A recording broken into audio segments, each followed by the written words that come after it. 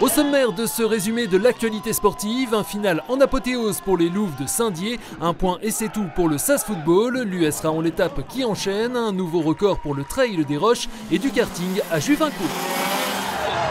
Mais l'actu, c'est donc tout d'abord bien sûr le nouveau titre de champion de France de D1 pour les Wildcats d'Épinal, comme déjà largement évoqué dans ce journal. Nous y reviendrons dans l'émission Côté Sport avec la présidente de l'EHC, Anne Mauffret.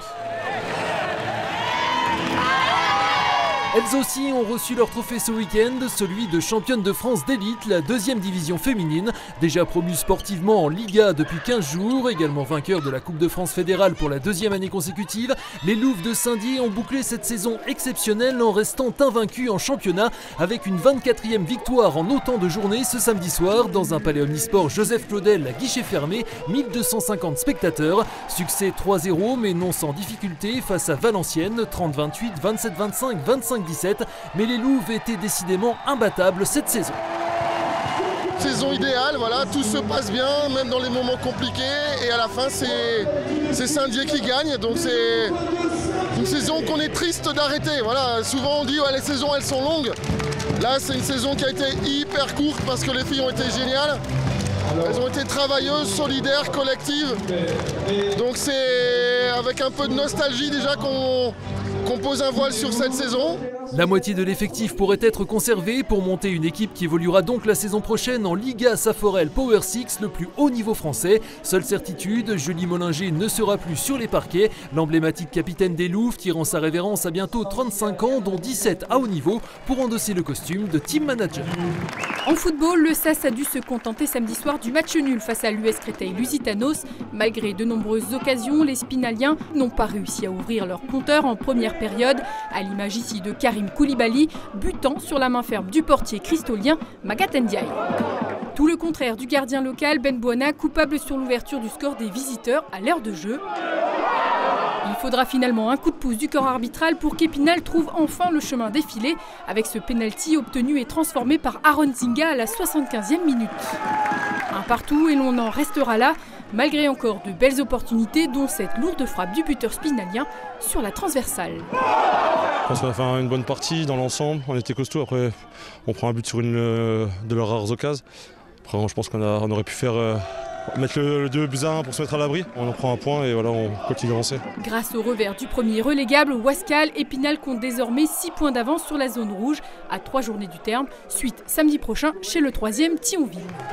Un échelon en dessous, l'US Raon l'étape, lanterne rouge de son groupe de National 3, a remporté son duel de mal classé samedi soir au stade Paul Gasser face à Strasbourg-Königshofen, avant-dernier, et confirmé ainsi son regain de forme avec une deuxième victoire consécutive et un 5e match sans défaite. Si les visiteurs ont ouvert le score à la 19e minute, les Vosgiens ont égalisé un quart d'heure plus tard. Le tir de Kevin Dumigny est repoussé, mais Dylan Fage est à l'affût, un partout. Les Raonais prendront l'avantage à l'heure de jeu sur ce tir dans un angle très fermé de leur capitaine Omar Assidou, croyant avoir fait le plus dur. Mais le FCOSK 06 n'a pas dit son dernier mot et revient à hauteur à la 82e minute. De partout, tout est à refaire, les Raonais ne lâcheront rien et seront récompensés par l'obtention d'un pénalty à 3 minutes de la fin du temps réglementaire. Pénalty transformé à l'issue d'une belle séance de flipper. 3-2 score final, l'USR empoche les 3 points. Incroyable, Kevin Dumigny il a l'occasion de mettre le 3-2 et le gardien l'arrête. Ensuite Lamine Koné il met le poteau, elle revient sur moi et après j'ai de la chance de finir. Depuis 2 matchs là on gagne, ça nous permet de quitter la dernière place et voilà on va continuer comme ça et on va aller chercher les 6 points qui nous restent. L'Union sportive rahonaise, qui devrait également récupérer 3 points pour une réclamation à l'encontre de Jura Dolois, est désormais avant-dernière, juste devant son adversaire du soir avec le même nombre de points, mais reste à cette longueur de la sortie de la zone rouge, dans laquelle l'ES Taon a fait son retour après sa défaite 2-0 à Jura Dolois justement. Les Taonais sont à 2 points du premier non relégable. On reste en Déodacie et retour à Saint-Dié-des-Vosges pour l'un des grands événements du week-end, le Trail des Roches. 22e édition ce dimanche avec un nouveau record de participation. Plus de 1100 concurrents au départ des 3 formats et notamment de plus en plus de femmes. Près d'un tiers des engagés sur l'épreuve de 20 km sur ces images. La moitié sur le cours de 12 km qui, comme l'épreuve phare de 40 bornes, ont eu droit ici à la fameuse montée des Schlitter.